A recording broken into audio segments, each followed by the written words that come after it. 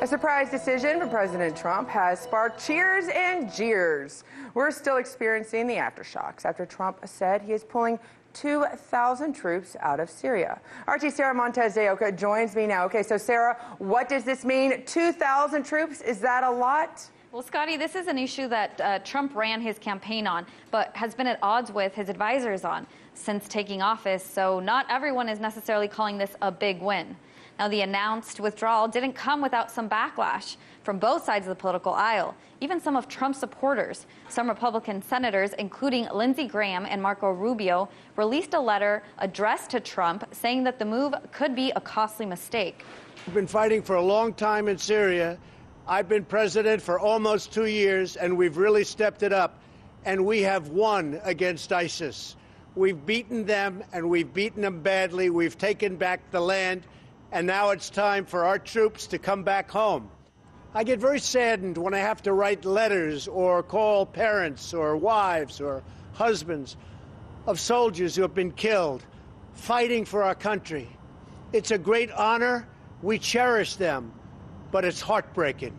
There's no question about it. It's heartbreaking. Now we've won. It's time to come back.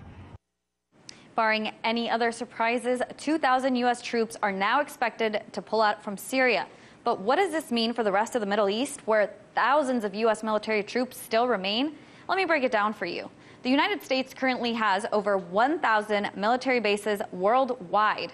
Now, some are not formally acknowledged by the U.S., but many of those are located in the Middle East, and many more in nearby, like Greece and Italy. According to a Pentagon report on U.S. military personnel, the total number of U.S. soldiers and civilians working for the DoD in the Middle East is over 54,000. Now, the report cites that during the summer of 2017, President Trump increased that number of U.S. troops in Syria and the broader Middle East by 33%. But with 2,000 troops coming home, will that really make a difference? U.S. troops are still deployed to at least 7 Middle Eastern countries.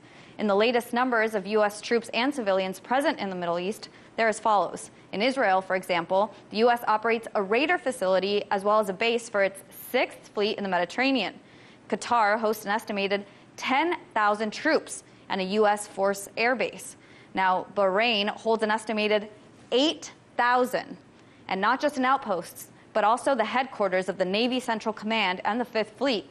Kuwait holds 17,500, along with Navy and Air Force bases. United Arab Emirates, 4,700, with yet more Navy and Air Force bases. Iraq, still 5,000 troops. 5,000 troops. They remain there even though the fight against ISIS there is largely over. Oman has 200, and Jordan, which is at a short drive from Damascus, has about 1,500 American troops, as well as within striking distance of Syria. So, Scotty, it's not only Jordan, but these several thousands of American troops and bases in the Middle East that it won't take much time to get some U.S. aircraft in the air towards Syria. Absolutely. These are some large zeros that I'm seeing on your board here. However, are we seeing any of the pressure that they're putting on Donald Trump from his own party, as well as those within the Democrats, that this is a bad idea? Is this showing any signs that President Trump is going to just back off on what his original announcement was? There's really no sign of that, and they're already starting to pull troops.